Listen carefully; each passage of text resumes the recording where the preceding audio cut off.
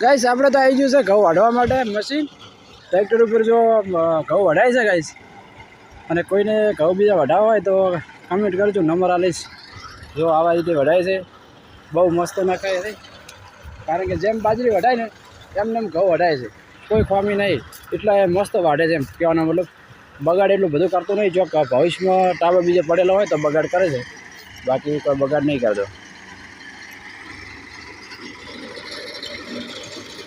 જો ગાઈસ અને કે જે બાજરી વાઢે ને એની છે ઘઉં વાઢવામાં જે બાજરી વઢાવે ને આપણે મશીન એની મશીન છે ઘઉં વાઢવામાં